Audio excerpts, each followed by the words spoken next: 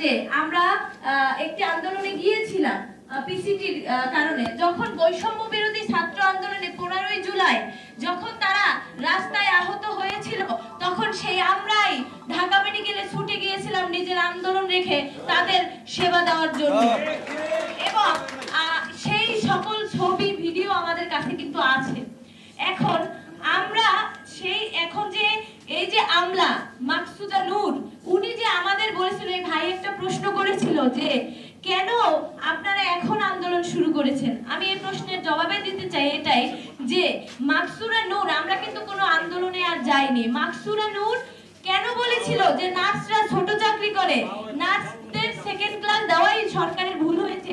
উনি নার্সিং এর একজন মহাপরিচালক হয়ে যদি এই কথা বলে, তার সম্মান যদি এইটুকু দেয় নার্সদের, তাহলে সে নার্সদের কিভাবে পরিচালনা করবে? তখন আমরা আমাদের গায়ে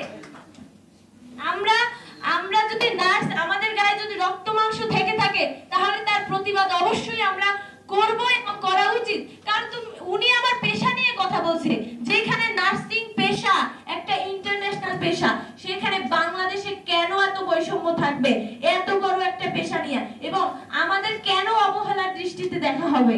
আমার প্রশ্ন এইখানে। এবং আমাদের এইখানে নন নার্স পরে যদি এখানে নার্স বসে, তারা আমাদের সন্তানের কষ্ট কিন্তু মা বাবা বুঝে। যখন সেখানে নার্স বসবে, তখন যে আমার যে সমস্যাগুলো আছে, শিক্ষার্থী বা হাসপাতালে যারা নার্সিং কর্মকর্তা আছেন, তাদের যে সমস্যাগুলো তারা কিন্তু অবগত, এবং তারা কিন্তু এটা কোর্ডিয়ালি তারা সেই সমস্যাগুলো সংস্কার করবে বলে আমি আশা করি। এবং সেই জায়গায় নার্স বসলেই শুধুমাত্র আমার সমস্যাগুলো এবং আমাদের সমস্যাগুলো সমাধান করবে। এবং আমি মনে করি তারা সবাই যারা নার্স আছে, এবং আমরাও একদিন স্টুডেন্ট থেকে আমরাও একদিন কর্মকর্তা হব, বা আমরাও একদিন সেই জায়গায় যাব। তো আমার পদগুলো যদি আমরাই পরিচালনা না করতে পারি, তাহলে বৈষম্য কিভাবে দূর হবে? বৈষম্য দূর হবে না। তো আমার পদগুলো পরিচালনা করতে আমাকেই লাগবে, কারণ আমিই জানি আমার পদের কোথায় কি সমস্যা আছে।